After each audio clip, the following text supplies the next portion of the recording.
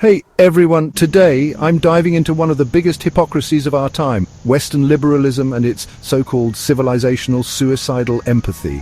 Let's talk about how the Western media feels the pain of ruthless killers and people who poison little children, yet feel nothing for their countless victims.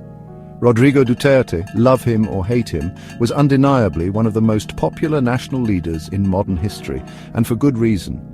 He took on crime and drugs like a leader should handle an existential crisis, as a war. But oh, the Western media loved to demonize him. They conveniently ignored the far greater number of innocent people who die in American cities every year due to violent crime, gang activity, and systemic failures. The difference? Duterte's war actually reduced crime. Meanwhile, in the US, crime spirals out of control. But the government refuses to act because it's too politically inconvenient. When Duterte cracked down on cartels, he was called a dictator. When America's streets turn into war zones, it's called democracy. And let's be honest, the people who died under Duterte's leadership weren't innocent bystanders. They were criminals fueling the destruction of their own country. Compare that to the thousands of innocent people murdered in American cities every year by violent offenders who were let back onto the streets in the name of justice reform. Yet somehow America still gets to lecture the rest of the world on morality. It's hypocrisy at its peak. Duterte didn't play by the Western script, and that's why he was vilified. But history will remember him far more fondly than the weak, corrupt leaders who failed their people while pretending to hold the moral high ground. It's a stark double standard.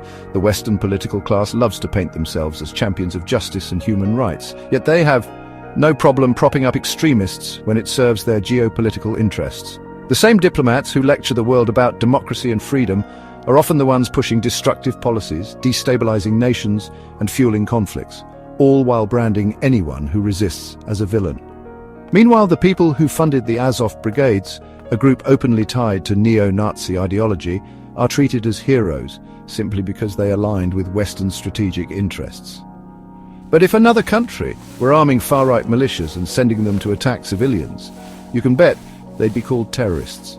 At some point, this hypocrisy will collapse under its own weight. The rest of the world isn't blind to it. Moral authority doesn't come from PR campaigns or virtue-signaling speeches. It comes from consistency. If the West wants to talk about justice, it must hold its people accountable first. That's it for today, folks. If you found this enlightening, don't forget to like, comment, and subscribe. Until next time, keep questioning, keep thinking.